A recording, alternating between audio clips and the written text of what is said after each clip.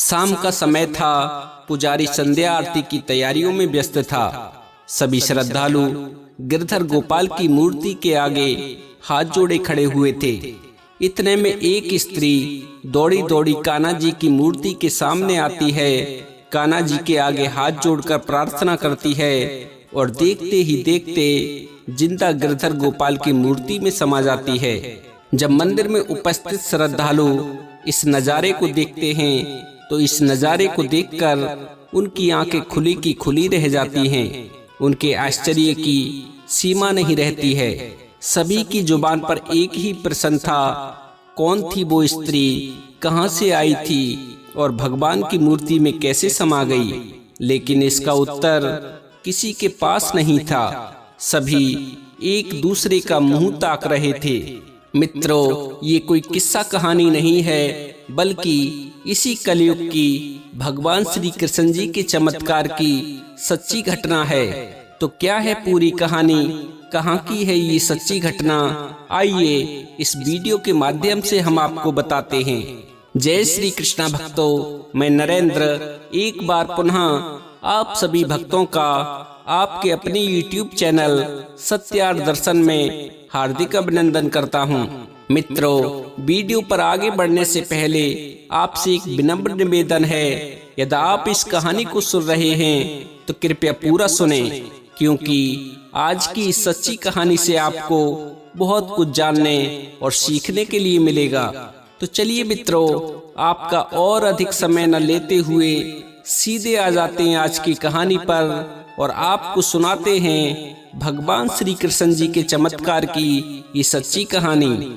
भक्तों, ये उस समय की बात है जब दिल्ली की गद्दी पर मुगलों का शासन था। एक दिन महाराजा अकबर अपने सभी मंत्रियों के साथ अपने दरबार में बैठे हुए थे। तभी एक अंग्रेज अपने इंग्लैंड के राजा का एक संदेशा लेकर दरबार में आता है और अकबर से कहता है कि जहां पना आपके लिए हमारे राजा ने एक संदेशा भेजा है और उन्होंने कहा है कि जल्दी से जल्दी राजा का जवाब लेकर हमारे पास में आना है। जब बादशाह अकबर उस पैगाम को पढ़ता है तो अपने मंत्रियों से कहता है कि हे विद्वान मंत्रियों, इंग्लैंड के राजा ने हमारे लिए एक संदेशा भेजा है और इस संदेशा में हमसे पूछा है कि आपके देश भारत वर्ष में ऐसा कौन व्यक्ति है जिसका रूप सबसे सुंदर है। अब आप ही मुझे बताइए कि हमारे देश में कौन सबसे सुंदर है। राजा अकबर के ये वचन सुनकर सभी मंत्री भी सोच में पड़ गए और विचारने लगे कि ऐसा कौन व्यक्ति है जो सबसे सुंदर है। सभी मंत्रियों ने काफी देर तक विचार विमर्श किया, लेकिन वो ये निर्णय नहीं कर पाए कि अमुक आदमी सबसे सुंदर है। जब राजा ने देखा कि मेरा प्रश्न सुनकर तो सभी मंत्रियों के मुंह उतर गए हैं, तो ये देखकर राजा कहने लगा कि मंत्रियों, मुझे आपसे ये उम्मीद नहीं थी, क्योंकि सभी लोग तो कहते हैं अकबर के दरबार में अकबर के मंत्री बहुत ही विद्वान हैं। इसीलिए इंग्लैंड के राजा ने मुझसे ये पूछा है कि तुम्हारे देश में कौन सबसे सुंदर है, लेकिन आपके लटके हुए चेहरे मुझे बता रहे हैं कि इसका उत्तर आपके भी पास नहीं है। अब मैं इंग्लैंड के राजा को क्या उत्तर दूंगा। मित्रों, उसी अकबर के दरबार में तानसेन भी बैठे हुए थे। जब तानसेन ने राजा अकबर को उलझन में देखा तो तानसेन जी खड़े होकर बोले कि राजन, इसका उत्तर मुझे पता है। यदि आप आज्ञा दें तो मैं उसका नाम बता सकता हूँ जो भारत में ही क्या पूरे संसार में सबसे सुंदर है। तानसेन की इन बातों को सुनकर अकबर की जान में जान आई और बोला, क्या सच में तुम उस व्यक्ति को जानते हो जिसका रूप सबसे सुंदर है। तानसेन जी बोले, हाँ महाराज, मुझे बिल्कुल पता है कि हमारे देश भारत वर्ष में कौन सबसे सुंदर है। जब पूछा कौन, तो इस पर तानसेन जी बोले कि राजन, जहाँ तक मुझे पता है, मैं जिसे जानता हूँ, हमारे देश भारत में सबसे सुंदर रूप तो वृंदावन के ग्वाले का है। उससे सुंदर रूप मैंने किसी का नहीं देखा। जब अकबर ने पूछा कि उस ग्वाले का क्या नाम है, क्या तुम उसके बारे में जानते हो, तो तानसेन कहने लगे, जी महाराज, मैं उस ग्वाले को अच्छी तरह से जानता हूँ। वह ग्वाला वृंदावन में रहता है और उसका नाम भगवान श्री कृष्ण है। मित्रों, जब अकबर ने सुना कि सबसे रूपवान व्यक्ति का नाम श्री कृष्ण है, तो अकबर ने भगवान श्री कृष्ण का नाम लिखकर वह पत्र इंग्लैंड के राजा के पास रवाना कर दिया। समय बीतता चला गया। एक दिन अकबर और तानसेन दरबार में बैठे हुए थे कि ना जाने अकबर को क्या सूझा। अकबर कहने लगा कि तानसेन जी, उस दिन तुम कह रहे थे कि इस दुनिया में सबसे सुंदर रूप भगवान श्री कृष्ण जी का है और सभी लोग उनसे प्रेम करते हैं, लेकिन क्या कोई ऐसा भी व्यक्ति है जिससे भगवान श्री कृष्ण जी भी प्रेम करते हों?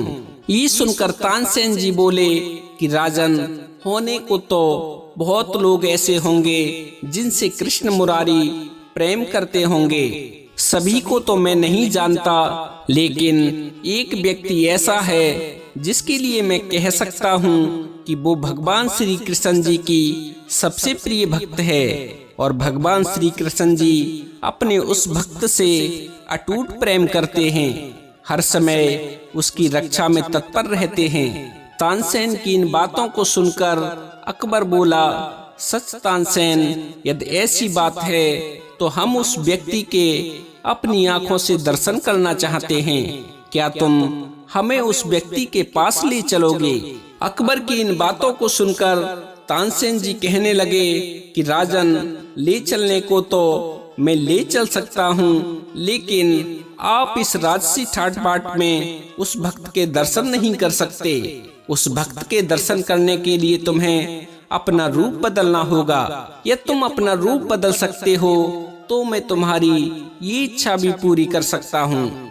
अकबर बोला, तानसेन जी, आप जैसा कहेंगे मैं वैसा करने को तैयार हूँ, बस आप उस व्यक्ति के दर्शन करा दीजिए जिससे भगवान श्री कृष्ण जी अटूट प्रेम करते हैं। अकबर की इन बातों को सुनकर तानसेन जी बोले, राजन, आपको ज्यादा कुछ नहीं करना है, गेरुआ वस्त्र पहनने हैं, माथे पर तिलक लगाना है, एक दो माला पहननी है और हाथ में दंड कमंडल लेना है, बस ये काम कर लो। उसके बाद मैं तुम्हें उस भक्त के दर्शन कराने के लिए ले चलता हूँ। भक्तों, अकबर तो एक सम्राट था, उसके लिए ये काम क्या मुश्किल था। अकबर ने जैसे ही आदेश दिया कि तानसेन जी जैसा कहते हैं वो सभी सामान अभी दरबार में हाजिर किया जाए, तो अकबर के आदेश मिलते ही सभी सामग्री दरबार में हाजिर हो गई। इस प्रकार साथियों, तानसेन और अकबर दोनों साधु का रूप बनाकर उस भक्त से मिलने के लिए दिल्ली से चल देते हैं। कई दिनों के सफर के बाद दोनों चित्तौड़गढ़ पहुंचते हैं। चित्तौड़गढ़ पहुंचकर दोनों महात्मा वहां के नगरवासियों से भक्त मीराबाई के महल का पता पूछते हैं। साधुओं के पूछने पर नगरवासी एक महल की तरफ इशारा करते हुए कहते हैं कि बाबा जी, जो सामने महल नजर आ रहा है वही महारानी मीराबाई का महल है। पता पूछकर दोनों साधु नगरवासियों को धन्यवाद देते हैं और आगे को बढ़ जाते हैं। चलते चलते दोनों साधु जब उस महल के दरवाजे पर पहुंचे और जैसे ही उन्होंने महल में अंदर जाने का प्रयास किया तो सुरक्षा में बैठे हुए पहरेदारों की नजर उन साधुओं पर पड़ जाती है। साधुओं को देखकर पहरेदार दौड़कर साधु बने हुए अकबर और तानसेन के पास में आते हैं और उन्हें रोकते हुए कहने लगते हैं कि रुकिए महात्मा जी, अंदर कहाँ चले जा रहे हो। पहरेदारों के पूछने पर तानसेन जी बड़ी विनम्रता के साथ उत्तर देते हुए कहते हैं कि पहरेदारों, हम दोनों साधु बहुत दूर से चलकर भक्त मीराबाई के दर्शन को आए हैं, बस तुम उन्हें बुला दो, दर्शन करके हम आगे बढ़ जाएंगे। साधुओं की इन बातों को सुनकर पहरेदार कहने लगे कि महात्मा जी, ये तो सच है कि ये ही रानी मीराबाई का महल है, लेकिन महात्मा जी अब मीराबाई इन महलों में नहीं रहती। पूछा, फिर कहाँ रहती हैं? तो पहरेदार बोले, महात्मा जी यदि आपको महारानी जी के दर्शन करने हैं तो उसके लिए तो तुम्हें गिरधर गोपाल मंदिर जाना पड़ेगा, क्योंकि मीरा जी का तो अधिकतर समय मंदिर में ही गुजरता है।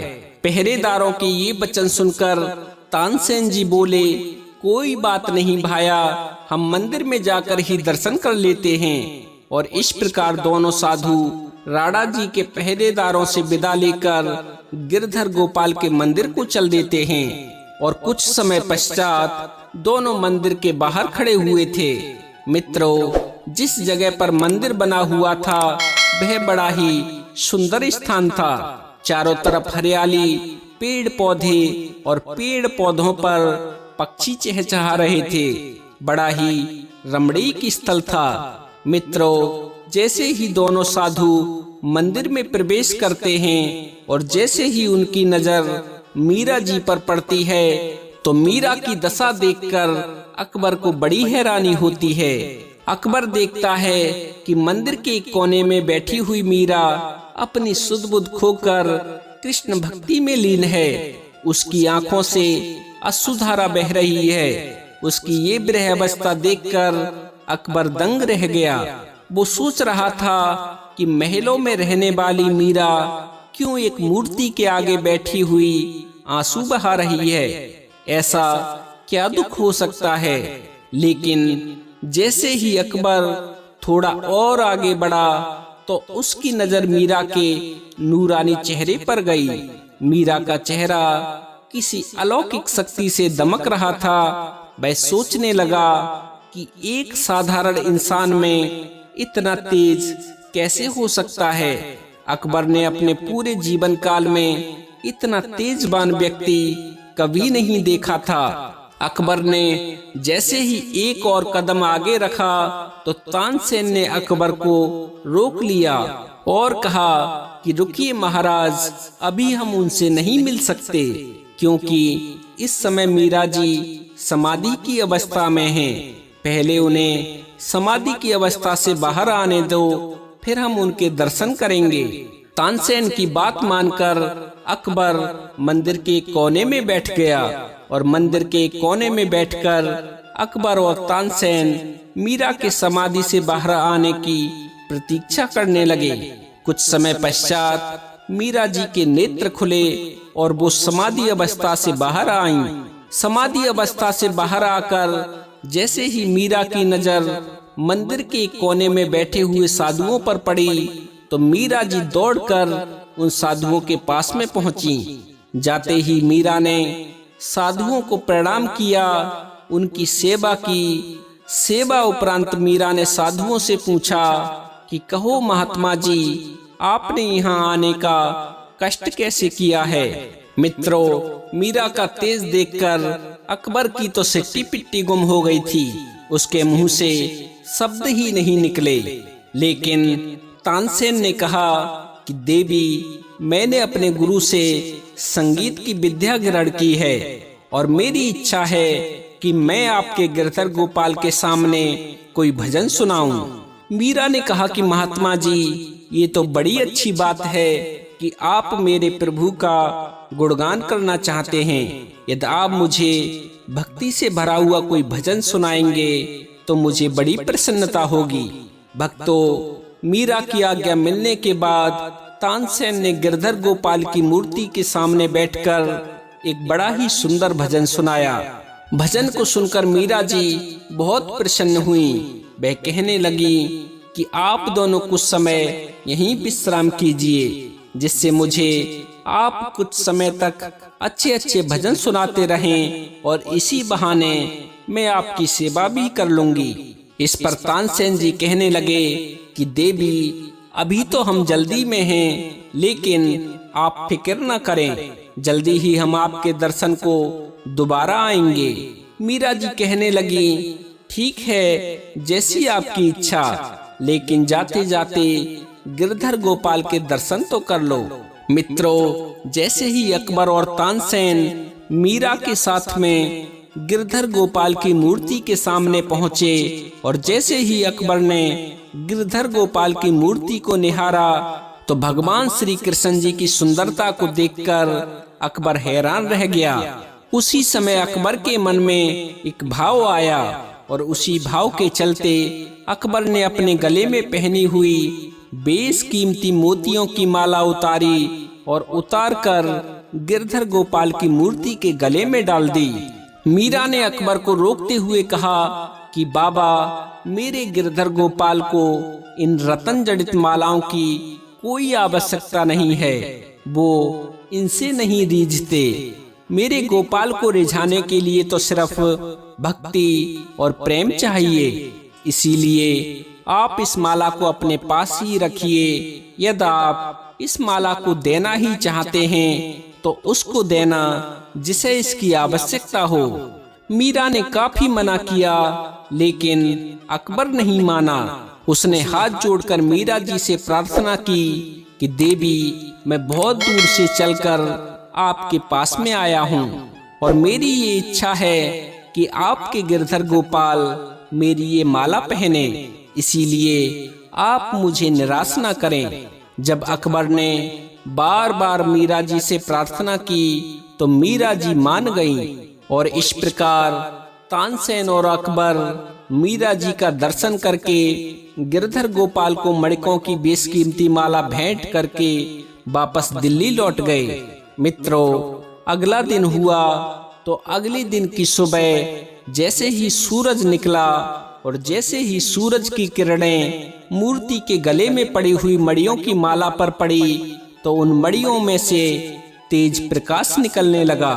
ठीक उसी समय मीरा की ननद उदाबाई पूजा करने के लिए मंदिर में आई। जैसे ही उदाबाई ने मंदिर में प्रवेश किया तो मड़ियों की माला से निकलते हुए प्रकाश से उसकी आंखें चुधिया गईं। वह समझ गई कि भाभी से मिलने यहाँ जरूर कोई राजा आया था जिसने ये बेशकीमती हार भेंट किया है। गिरधर गोपाल के गले में मोतियों की माला देखकर मीरा की ननद उदाबाई दौड़ी दौड़ी अपने भाई विक्रम के पास में पहुंची और अपने भाई के पास पहुंचकर कहने लगी कि भैया, भाभी ने तो खानदान की नाक कटा दी, उसने तो तुम्हें कहीं मुंह दिखाने लायक भी नहीं छोड़ा। जब विक्रम ने पूछा ऐसा क्या हो गया तो विक्रम की बहन बोली, ये पूछिए क्या नहीं हुआ है। पहले तो भाभी से साधु महात्मा ही मिलने आते थे, अब तो उनके पास राजा महाराजा भी आने लगे हैं। मुझे तो शक है कि पक्का उनका किसी राजा के साथ में गलत संबंध है। अपने बड़े भाई की पत्नी के बारे में ये वचन सुनकर विक्रम कहने लगा कि तुम इतना यकीन के साथ में कैसे कह सकती हो कि मीराबाई का किसी बड़े राजा से अवैध संबंध है। तुम्हें अपनी सगी भाभी पर ये लांछन लगाते हुए शर्म नहीं आती। अपने भाई की इन बातों को सुनकर उदाबाई तैस में आकर बोली कि भैया, मुझे मत समझाओ, समझाना है तो उस मीरा को समझाओ और जाकर पता लगाओ कि किस राजा ने उन्हें वो बेशकीमती हार भेंट किया है जो अभी मूर्ति के गले में है।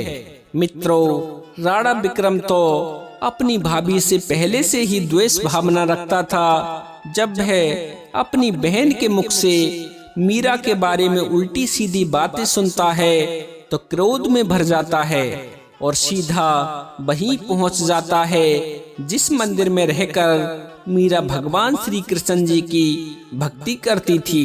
विक्रम राणा सीधा गिरधर गोपाल की मूर्ति के पास में पहुंचा। विक्रम ने जैसे ही मूर्ति के गले में पड़ी हुई मोतियों की माला को खींचा तो माला टूटकर मीरा के पास पहुंच गई। राणा विक्रम इतना मूर्ख था, यह चमत्कार देखने के बाद भी उसका मन भक्ति से भरा नहीं। उसने वह माला मीरा से छीन ली और उस माला को अपने महल में ले आया।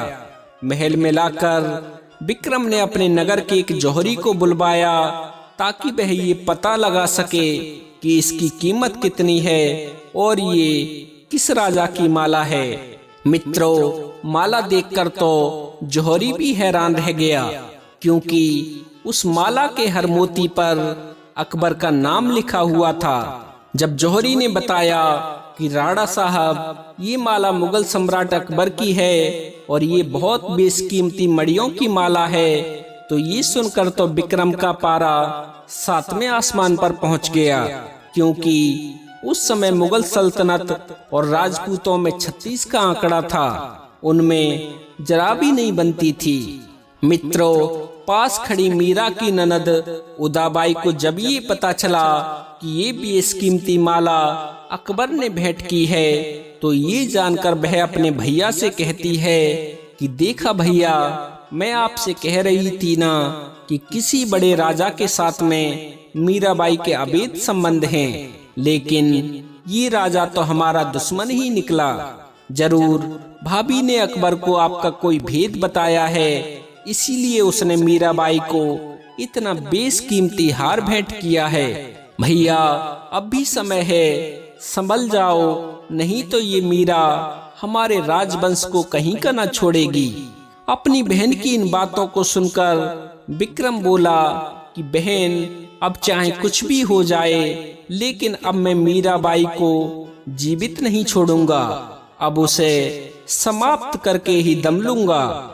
ये सुनकर विक्रम की बहन बोली, लेकिन भैया, तुम मारोगे कैसे?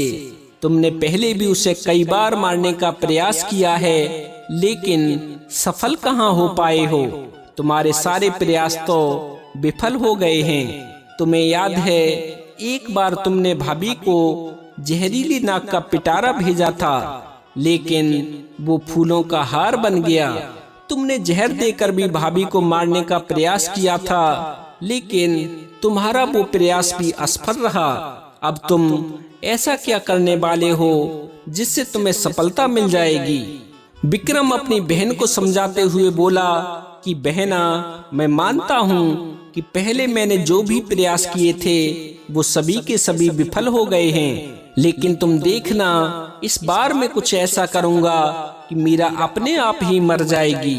अपने भाई की इन बातों को सुनकर विक्रम की बहन बोली कि भैया, तुम ऐसा क्या करने वाले हो जिससे भाभी बिना मारे ही मर जाएंगी? तो विक्रम बोला, बहन, तुम एक बात मुझे बताओ कि मीरा के प्राण किस चीज में बसते हैं? इस संसार में ऐसा क्या है जिसके लिए मीरा सब कुछ छोड़ गई? ये सुनकर विक्रम की बहन बोली कि भैया, भाभी का सबसे ज्यादा लगाव तो गिरधर गोपाल की मूर्ति में है। सबसे ज्यादा उनकी प्रीत उस मूर्ति में ही लगी हुई है। विक्रम बोला, बहन, आज मैं मीरा से गिरधर गोपाल की मूर्ति को ही अलग कर दूंगा। मूर्ति से अलग होने के बाद मीरा की भी वही स्थिति हो जाएगी जो पानी के बिना एक मछली की होती है। और ये कहकर विक्रम अपनी योजना को अमली जामा पहनाने के लिए घर से बाहर निकल गया। चलते चलते विक्रम सीधा मंदिर में पहुंचा। मंदिर में एक तरफ बैठी मीरा जी भक्ति में डूबी हुई अपने इष्ट का गुणगान कर रही थी, उधर विक्रम आहिस्ते से दबे पांव गिरधर गोपाल की मूर्ति के पास में पहुंचा और मूर्ति के पास पहुंचकर मूर्ति को उखाड़ने का प्रयास करने लगा। मित्रों, इसे बिहारी जी का चमत्कार कहें या उस मूर्ति की मजबूती, विक्रम से गिरधर गोपाल की मूर्ति टस से मस नहीं हुई। काफी देर तक विक्रम ने प्रयास किया, लेकिन वो मूर्ति को उखाड़ नहीं सका। जब काफी देर तक प्रयास करने के बाद भी वह अपने प्रयास में सफल नहीं रहा, तो उसने अपने सैनिकों को आवाज लगाई। आवाज सुनकर सैनिक भी मंदिर में आ गए और विक्रम के साथ मिलकर मूर्ति उखाड़ने का प्रयास करने लगे। काफी मशक्कत के बाद उनसे वो गिरधर गोपाल की मूर्ति उखड़ी। मूर्ति उखड़ने के बाद विक्रम उस मूर्ति को लेकर तालाब पर पहुंचा और तालाब पर पहुंचकर विक्रम ने गिरधर गोपाल की मूर्ति को चित्तौड़ के तालाब में फेंक दिया। मित्रों, इधर तो विक्रम उस मूर्ति को तालाब में फेंक रहा था, उधर मीराबाई की समाधि खुल गई। जब उसने मंदिर में गिरधर गोपाल की मूर्ति को नदारद पाया तो ये देखकर तो मीरा के प्राण हलक में आ गए। वो भागी भागी मंदिर से बाहर आई। जब उसने देखा कि विक्रम मूर्ति को तालाब में फेंक रहा है तो ये देखकर मीरा चिल्लाई कि मुझे मेरे गिरधर से अलग मत करो, मैं अपने गिरधर के बिना एक पल भी जीवित नहीं रह पाऊंगी। मित्रों, इस प्रकार मीरा ने बहुत मिन्नतें की, लेकिन विक्रम ने मीरा की एक न सुनी। उसने मूर्ति को उठाया और सीधा तालाब में फेंक दिया। मित्रों, मूर्ति को तालाब में फेंकते ही मीरा को तो ऐसा लगा जैसे उसकी दुनिया ही लुट गई हो। मीरा अंदर से तड़प उठी। जैसे ही विक्रम ने तालाब में मूर्ति को फेंका, मूर्ति के पीछे ही मीरा तालाब में कूद गई।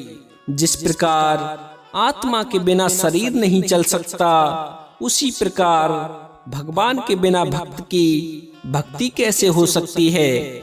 जैसे ही मीरा ने उस तालाब में छलांग लगाई तो कहते हैं गिरधर गोपाल की मूर्ति मीरा के हाथों में आ गई।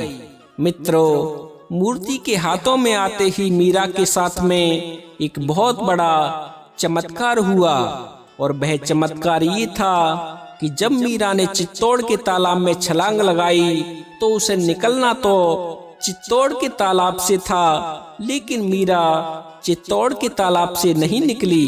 वह जाकर निकली वृंदावन की यमुना नदी के अंदर से, जहाँ पर भगवान श्री कृष्ण जी की कर्म स्थली थी। जब मीरा यमुना नदी से निकलकर बाहर आई तो उसे बड़ा ही आश्चर्य हुआ। मीरा सोचने लगी कि मैं डूबी तो चित्तौड़गढ़ में थी, लेकिन कई कोस दूर मैं इस यमुना नदी में कैसे आ गई। ये देखकर मीराबाई भी समझ गई कि इसके पीछे भी मेरे गिरधर गोपाल का ही हाथ है। वो ही मुझे चित्तौड़ से इतनी दूर यहाँ वृंदावन में ले आए हैं। ये सोचकर मीरा उस मूर्ति को लेकर यमुना नदी के जल से बाहर आई और वृंदावन की गलियों में पागलों की तरह घूमने लगी। हालांकि मीरा वृंदावन की इन गलियों में पहली बार घूम रही थीं, लेकिन उन्हें ऐसा लग रहा था जैसे उनका इस वृंदावन से कई वर्षों का नाता है। बेतहाशा पागलों की तरह घूमते घूमते मीराबाई बेहोश हो गई। जब कुछ समय बाद मीरा जी बेहोशी से बाहर आईं, तो उन्हें इस बात का ज्ञान हो गया कि वो कौन हैं, किस लिए वह भगवान श्री कृष्ण जी को पाने के लिए इतना तड़प रही हैं। भक्तों, मीराबाई का भगवान श्री कृष्ण जी से इस जन्म का ही नहीं अपितु कई जन्मों का नाता था। दरअसल मीराबाई भगवान श्री कृष्ण जी की भाभी थी।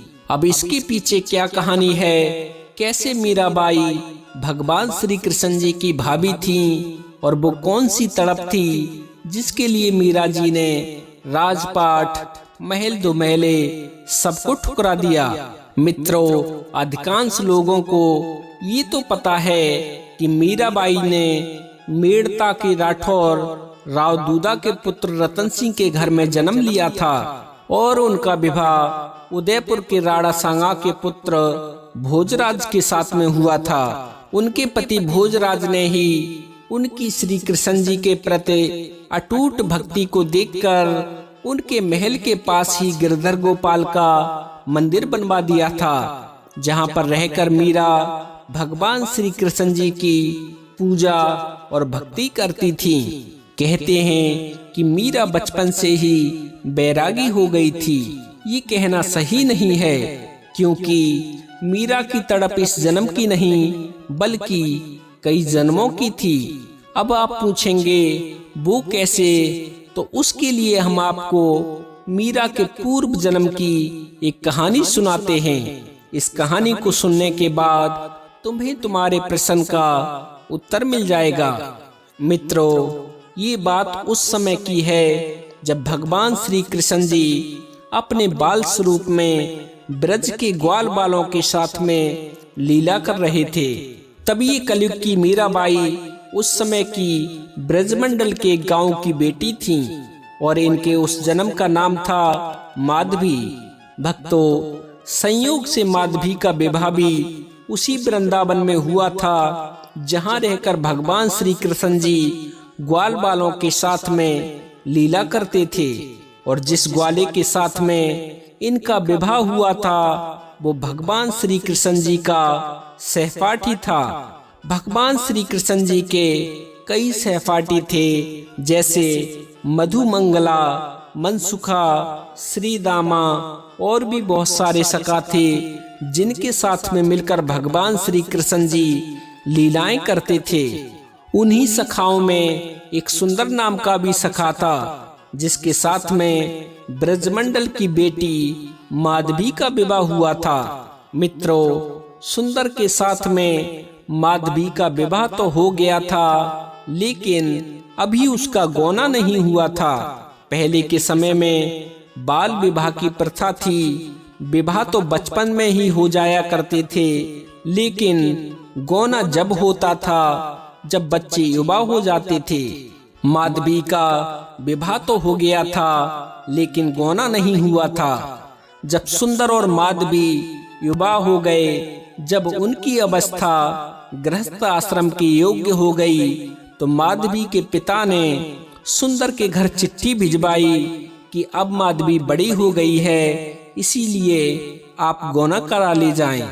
सुंदर के माता पिता को जब ये संदेशा मिला तो उसके माता पिता ने अपने बेटे सुंदर को गौना कराने के लिए ससुराल भेज दिया।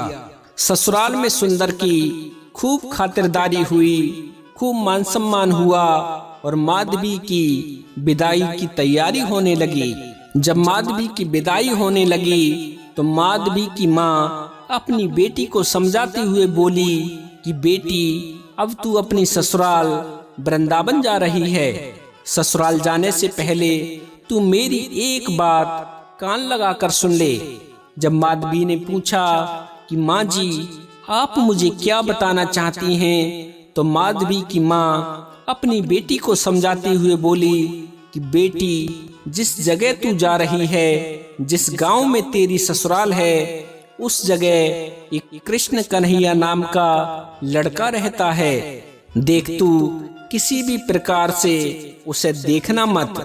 जब माधवी ने पूछा कि माँ, ऐसा उस लड़के में क्या है जिसके लिए आप मुझे मना कर रही हो, तो माधवी की माँ अपनी बेटी को समझाते हुए बोली कि बेटी, मैं इसलिए उस लड़के को देखने को मना कर रही हूँ क्योंकि मैंने उस लड़के के बारे में सुना है, जो भी उस कृष्ण कन्हैया नाम के लड़के को एक नजर देख लेता है वो उसका ही होकर रह जाता है।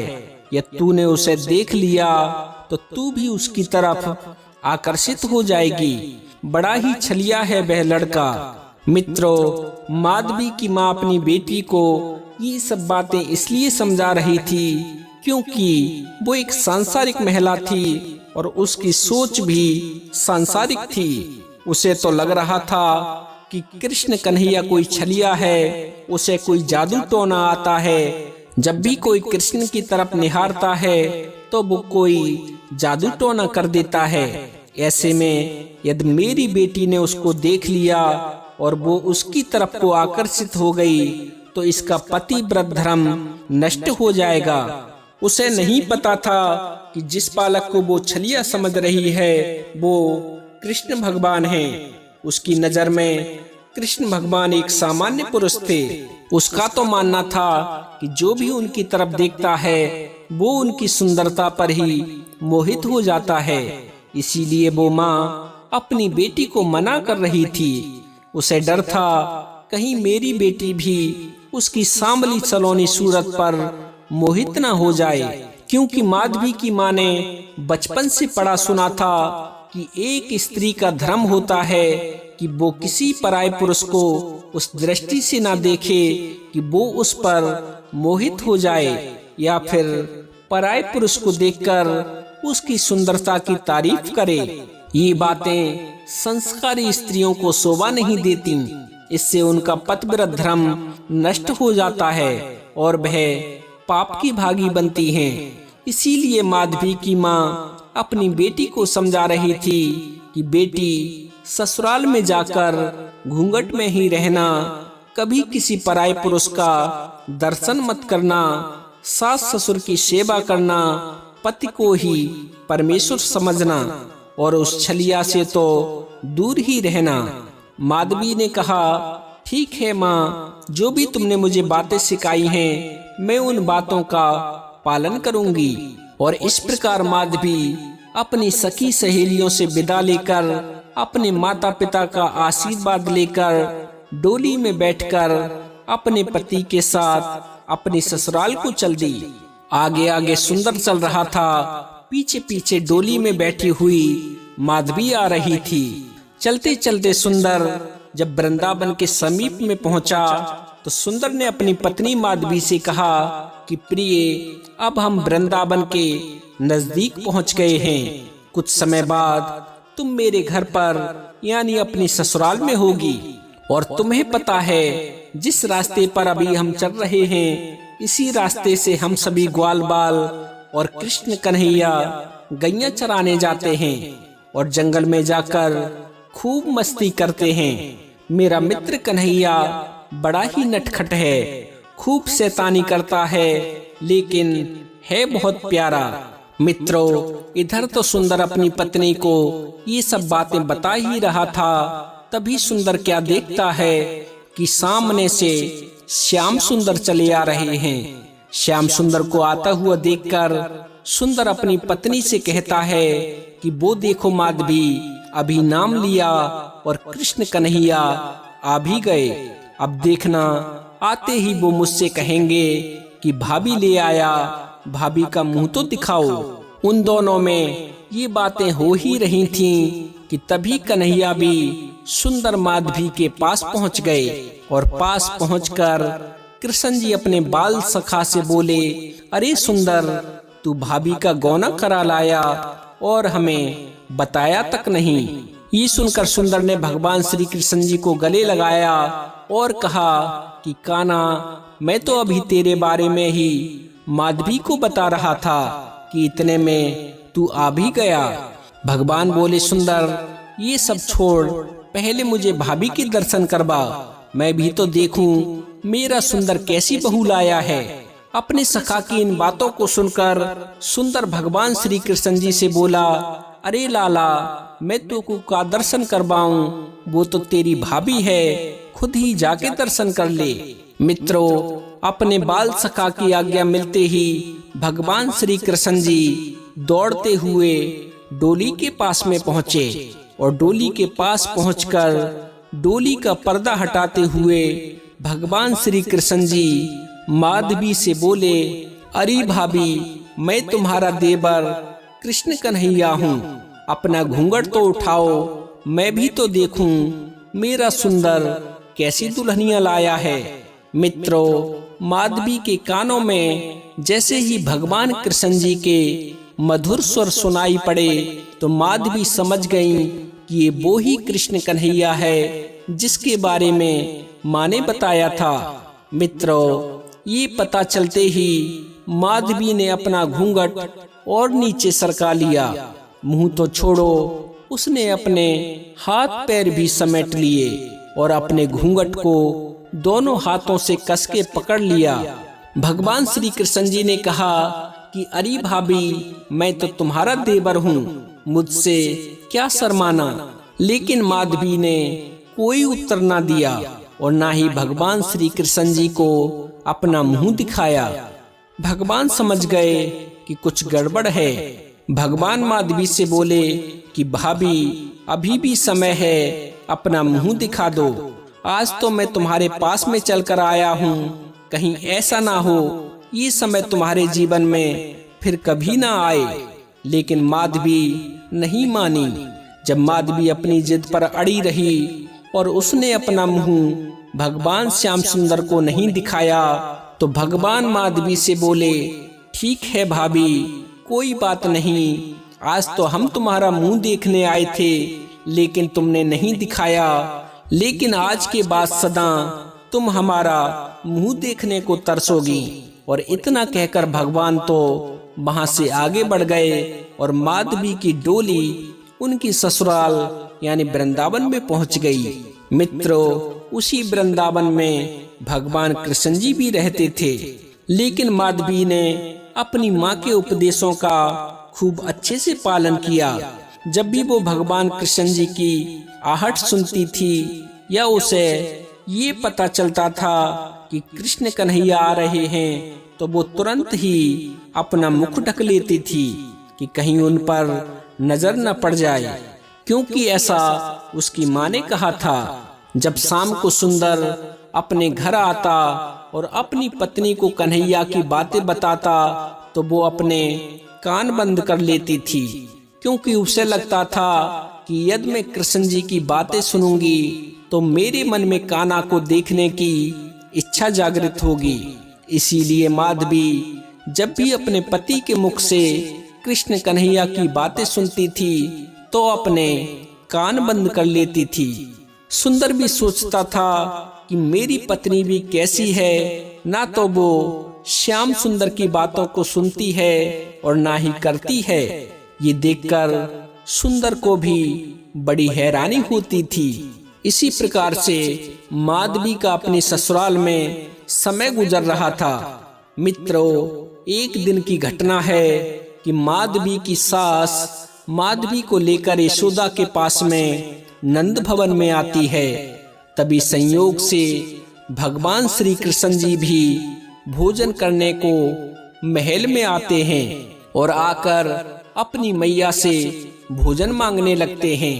माँ यशोदा अपने लाला से कहती है कि बेटा थोड़ा सब्र रखो, एक नई बहू आई है, पहले उसकी मुंह दिखाई कर लूं, उसके बाद में मैं तुम्हें भोजन देती हूँ। जब भगवान श्री कृष्ण जी ने माता यशोदा से पूछा कि किसकी बहू हमारे घर में आई है, तो माँ यशोदा कान्हा को बताती है कि सुंदर की माँ अपनी बहू को लेकर हमारे घर पर आई है। मित्रों, जैसे ही भगवान श्री कृष्ण जी को ये पता चलता है तो वे तुरंत ही घर से बाहर भाग जाते हैं, क्योंकि उन्होंने माधवी से पहले ही कहा था कि आज तुम मुझे अपना मुंह नहीं दिखा रही हो, आज के बाद तुम मेरा मुंह देखने को तरसोगी।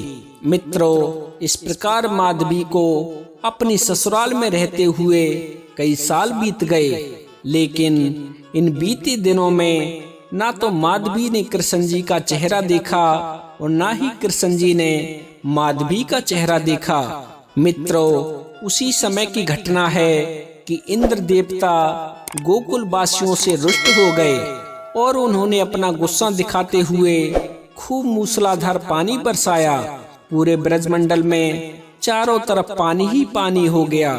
उसी समय भगवान श्री कृष्ण जी ने अपनी उंगली पर गोवर्धन पर्वत को उठा लिया और पूरे ब्रजमंडल के नर नारी और पशुओं की रक्षा की।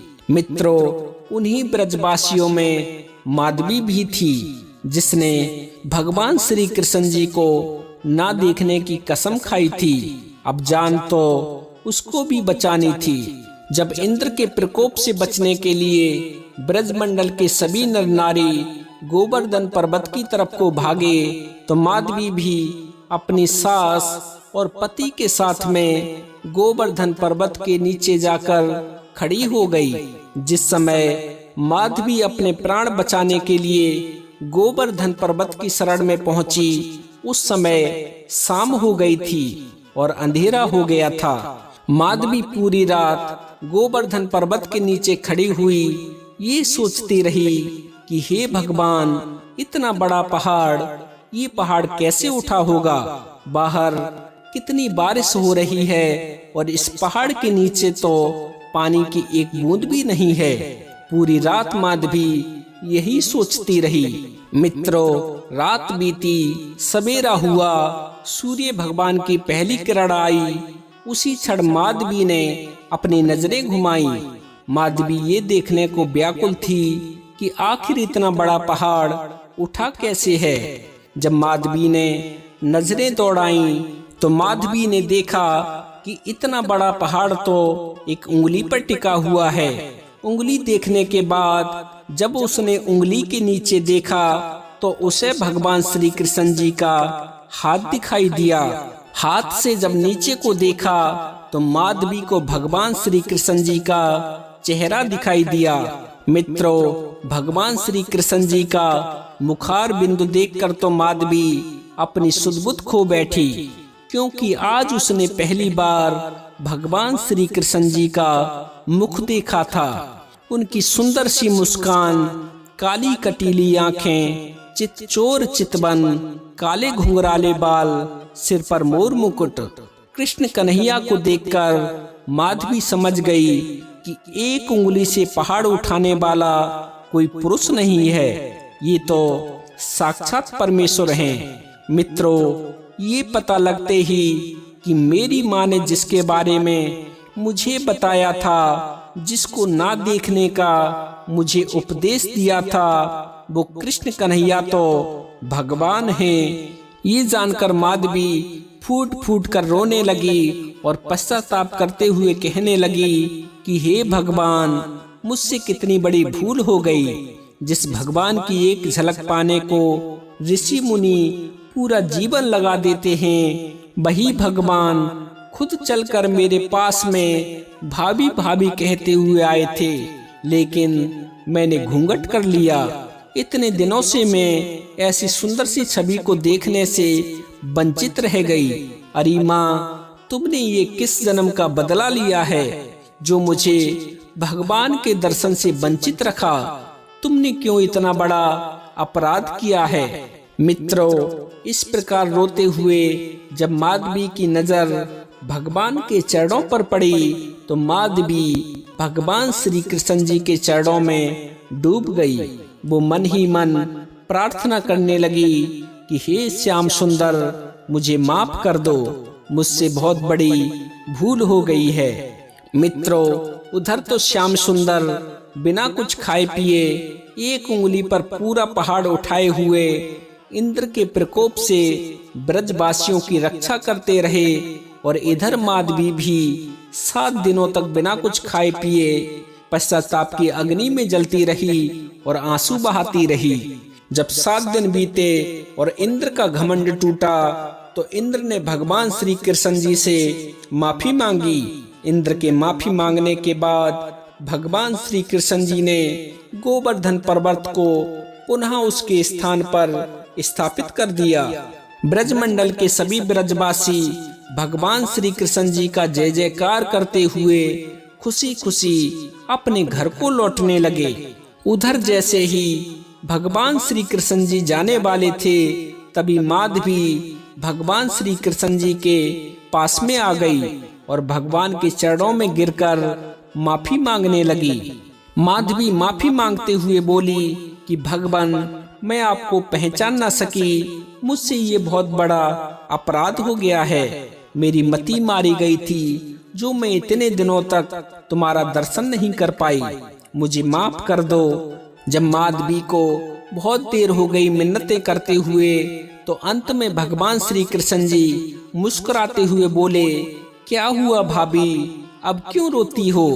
माधवी बोली, प्रभु, आप तो अंतर्यामी हैं, आप तो सब कुछ जानते हैं। आपको तो पता है मैंने उस दिन क्यों घूंघट नहीं उठाया था, इसीलिए प्रभु अब आप मुझे स्वीकार कर लीजिए। कृष्ण जी बोले, भाभी, मैंने तुम्हें माफ तो उसी समय कर दिया था जब तुम पश्चाताप की अग्नि में जल रही थी, लेकिन जो तुमसे भूल हुई है उसकी सजा ये है कि तुम अब मेरी किसी भी लीला में सम्मिलित नहीं हो सकती।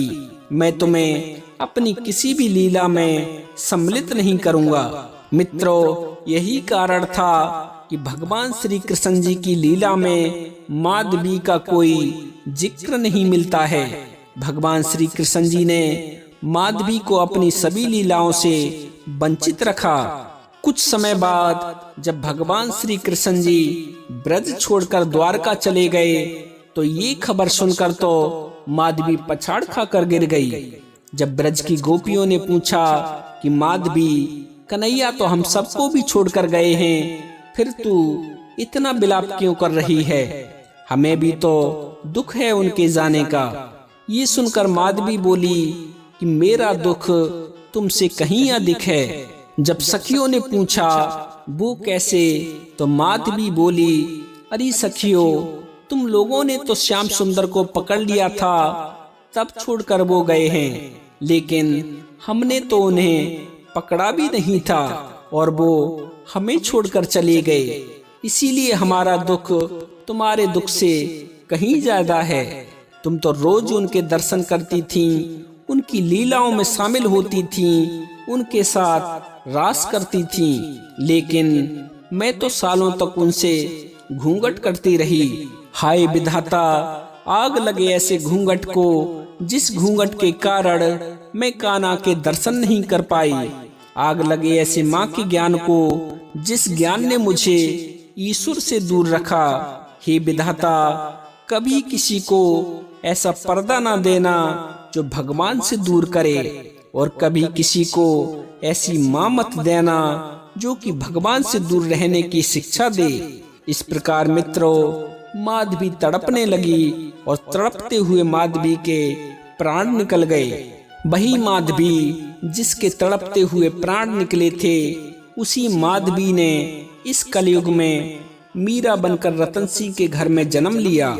बाद में जिसका विवाह उदयपुर के राणा सांगा के पुत्र भोजराज के साथ में हुआ था, जिसकी कहानी हम आपको पहले ही सुना चुके हैं कि मीरा लाज शर्म छोड़कर भगवान की भक्ति करती थी।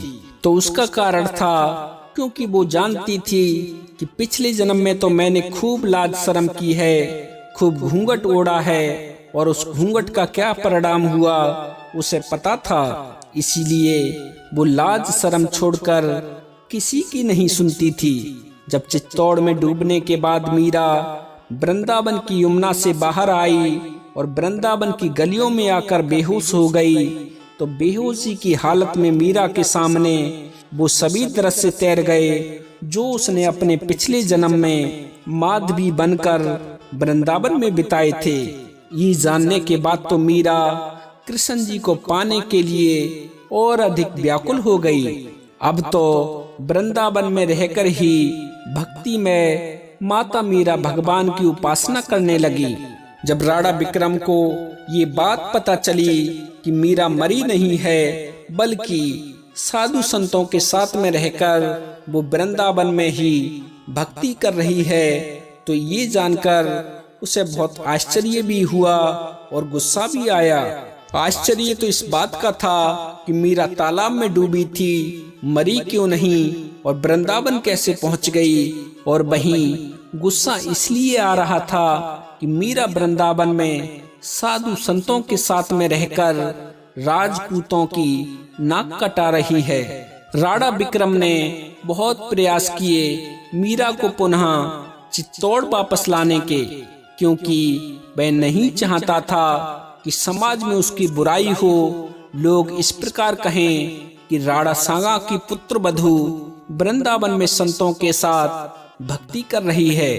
इसीलिए वो मीरा को महल में वापस लाकर पुनः उसे यातनाएं देना चाहता था। विक्रम ने बहुत प्रयास किए मीरा को महल में लाने के लिए। विक्रम ने उसे भरोसा दिलाया कि अब आप चित्तौड़ में रहकर ही भक्ति करो, अब तुम्हें वहां पर कोई नहीं रोकेगा। जब विक्रम ने काफी अनुनय विनय की तो मीरा चित्तौड़ जाने के लिए राजी हो गई और वृंदावन से अपने महलों में आ गई। कुछ दिन तो विक्रम का व्यवहार मीरा के प्रति ठीक रहा, लेकिन कुछ दिन बाद फिर से वह मीरा के साथ में वही सब करने लगा जो वह पहले करता था। मीरा भी रोज रोज के झगड़ों से तंग आ चुकी थी। जब मीरा बहुत परेशान हो गई तो मीराबाई ने गोस्वामी तुलसीदास जी को एक पत्र लिखा और उस पत्र के माध्यम से पूछा कि हे तुलसीदास जी, मैं आपको बार बार प्रणाम करती हूँ, कृपया आप मेरे सभी दुख दूर करें और मेरा मार्गदर्शन करें। मेरे पति भगवान को प्यारे हो गए हैं, अर्थात उनका स्वर्गवास हो गया है। साधु संतों की सेवा और भगवत भजन में मेरे संबंधी लोग मुझे बहुत कष्ट दे रहे हैं। मुझे मेरे भगवान श्री कृष्ण से दूर करने की काफी कोशिश कर रहे हैं। मेरे लिए मेरे माता पिता से ज्यादा भगवान की भक्ति में सुख मिलता है, जो मेरे संबंधियों को रास नहीं आती है। अब ऐसी स्थिति में मैं क्या करूं, मुझे समझ नहीं आ रहा है। आप ही मुझे कोई राह दिखाइए जो मेरे लिए उचित हो। मित्रों, मीरा का ये पत्र पढ़कर तुलसीदास जी ने मीराबाई को जवाब देते हुए लिखा कि जिन्हें भगवान से प्रेम नहीं है और जो दूसरों की भक्ति में बाधा डालते हैं, ऐसे लोग मेरी नजर में करोड़ों दुश्मन से भी बढ़कर हैं। ऐसे लोगों का जितनी भी जल्दी हो सके त्याग कर देना चाहिए, चाहे वो आपका कितना भी प्रिय क्यों ना हो। जैसे प्रहलाद ने अपने पिता का त्याग कर दिया था, विभीषण ने अपने भाई का, भरत ने अपनी माता का, राजा बलि ने गुरु शुक्राचार्य तथा ब्रज की गोपियों ने अपने पतियों का त्याग कर दिया था, क्योंकि वो उनकी भक्ति में आड़े आ रहे थे। जहाँ तक हो सके भगवान की सेवा में लगना चाहिए, उन्हीं से प्रेम करना चाहिए। और क्या कहूँ, जिस काजल को आंख में लगाने से यदि आंख ही अंधी हो जाए तो ऐसे काजल को फेंक देना चाहिए। केवल एक ही सत्य है और वो है ईश्वर और उसका नाम। इसीलिए मीरा, तुम सब कुछ छोड़ छाड़ कर प्रभु की भक्ति में ही अपना मन लगाओ, उसी से तुम्हारा उद्धार होगा। मित्रों, तुलसीदास जी की प्रेरणा से मीरा ने चित्तौड़ छोड़ दिया और द्वारका आ गई। जैसे ही मीरा ने चित्तौड़ को छोड़ा और द्वारका में कदम रखा तो कहते हैं उसी दिन से चित्तौड़ पर दुखों का पहाड़ टूट गया। चारों तरफ से चित्तौड़ पर हमले होने लगे। इन हमलों से पूरा चित्तौड़ तहस नहस हो गया। कई सुहागिनों के सुहाग उजड़ गए, कई लोग घर से बेघर हो गए। जब स्थिति नियंत्रण से बाहर हो गई तो राणा विक्रम ने अपने दरबार में विद्वान पंडितों की एक सभा बुलाई और उनसे पूछा कि इस विपत्ति का क्या कारण है। विक्रम के पूछने पर ब्राह्मणों ने बताया कि राणा जी, आपने मीराबाई जैसी सच्ची भक्त का भरोसा तोड़ा है, उसे चित्तौड़ छोड़ने के लिए बेबस किया है। उसी का ये परिणाम है जो चित्तौड़ पर इतनी विपत्ति आई है। यदि आप चित्तौड़ को बचाना चाहते हो तो तुम्हें किसी भी तरह मीराबाई को वापस लाना होगा। यदि वो नहीं आई तो हमारा चित्तौड़ बर्बाद हो जाएगा। ब्राह्मणों के ये वचन सुनकर तो राणा विक्रम भी सख्ती में आ गया। वह सोचने लगा कि अब वो किस प्रकार मीरा जी को वापस ला सकता है। यदि मीरा नहीं आई तो चित्तौड़ का सर्वनाश हो जाएगा। काफी विचार कर विक्रम उन ब्राह्मणों से बोला, हे ब्राह्मण देवताओं, अब आप ही कोई उपाय करिए। आप ही मीरा जी को वापस लेकर आइए। एक आप ही हैं जो चित्तौड़ को इस विपत्ति से बाहर निकाल सकते हैं। मित्रों, जब विक्रम ने ब्राह्मणों से काफी अनुनय विनय की तो कुछ ब्राह्मण मीरा जी को वापस लाने के लिए द्वारका पहुँचे। उन्होंने मीरा जी से प्रार्थना की कि देवी, एक आप ही हैं जो चित्तौड़ की रक्षा कर सकती हैं। आपके बिना चित्तौड़ का सर्वनाश निश्चित है, इसीलिए आप हमारे साथ चित्तौड़ को चलिए। हम आपको लेने के लिए यहाँ पर आए हैं। मीरा ने कहा, हे ब्राह्मण देवताओं, अब मेरा स्थान यही है। अब मैं यहीं रहकर परमात्मा की भक्ति करूंगी। मैं अब चित्तौड़ में वापस नहीं जाना चाहती। मीरा का जवाब सुनकर ब्राह्मण देवता बोले, हे देवी, जब तक आप हमारे साथ चित्तौड़ को नहीं चलोगी तब तक हम इस जगह से बिल्कुल भी नहीं हिलेंगे। ना हम भोजन करेंगे और ना ही पानी पिएंगे, और आपकी आंखों के सामने ही हम अपने प्राण त्याग देंगे। ब्राह्मणों की इन बातों को सुनकर मीरा बोली, हे ब्राह्मण देवताओं, अब मैं परमात्मा की हो चुकी हूँ। मेरे इस मन, शरीर और आत्मा पर अब उन्हीं का अधिकार है। इसीलिए मैं बिना उनकी आज्ञा के तुम्हारे साथ में नहीं चल सकती। मैं अपने परमात्मा से पहले पूछ कर आती हूँ, वे जैसी मुझे आज्ञा देंगे मैं वैसा ही करूँगी। भक्तों कहते हैं कि मीरा भगवान के नजदीक गई और रोते हुए कहने लगी कि हे नाथ, क्या आप मुझे पुनः बंधन में डालना चाहते हो? आप नहीं चाहते मैं आपके साथ ही रहूं। मेरी तो इच्छा है कि मैं अपने प्राणों को त्याग कर आपकी मूर्ति में ही समा जाऊं। मेरे ऊपर इतनी कृपा करो कि ये मेरा जीवन आपके लिए ही समर्पित हो जाए। मित्रों, इस प्रकार जब मीरा सच्चे हृदय से परमात्मा को याद करती है और गिरधर गोपाल से प्रार्थना करती है, तभी एक चमत्कार होता है। मीरा सहज शरीर ही मूर्ति में समाने लगती है। जब मीरा सहज शरीर मूर्ति में समा गई तो कहते हैं कि मूर्ति के मुंह से एक चुनरी बाहर आई और उसी समय आकाशवाणी हुई कि भक्त मीरा मेरे अंदर ही समा गई है, अब वह चित्तौड़ नहीं जा सकती। तुम ये मूर्ति से निकला हुआ चुनरी का टुकड़ा ही चित्तौड़ लेकर जाओ। ये चुनरी का टुकड़ा ही चित्तौड़ वासियों को सभी मुसीबतों से छुटकारा दिलवाएगा। भगवान की बात मानकर ब्राह्मणों ने उस चुनरी के टुकड़े को उठाया, माथे से लगाया और उस चुनरी के टुकड़े को लेकर चित्तौड़ के लिए प्रस्थान कर गए। कहते हैं जब भक्त मीराबाई की चुनरी का टुकड़ा चित्तौड़गढ़ में पहुंचा तो चित्तौड़गढ़ में रहने वाले सारे व्यक्तियों के दुख शांत हो गए, चारों तरफ खुशहाली छा गई। तो भक्तों, ये था भक्त शिरोमणि मीराबाई का चरित्र। आपको कैसा लगा कृपया कमेंट के माध्यम से हमें अवश्य बताएं। यदि कहानी पसंद आई हो तो कृपया वीडियो को लाइक करें, कमेंट में जय श्री कृष्णा लिखें। यदि आप पहली बार हमारे चैनल पर आए हैं तो कृपया हमारे चैनल को सब्सक्राइब करके बेल आइकॉन भी अवश्य प्रेस कर दें, जिससे हमारा तुम्हारा साथ यूं ही बना रहे। तो भक्तों, आज के लिए बस इतना ही। मिलते हैं अन्य ज्ञानवर्धक वीडियो में। तब तक के लिए आप सभी भक्तों को मेरी तरफ से जय श्री कृष्णा, जय श्री राधे, जय श्री श्याम। बोली श्री बांके बिहारी लाल की जय। जय जय श्री राधे श्याम।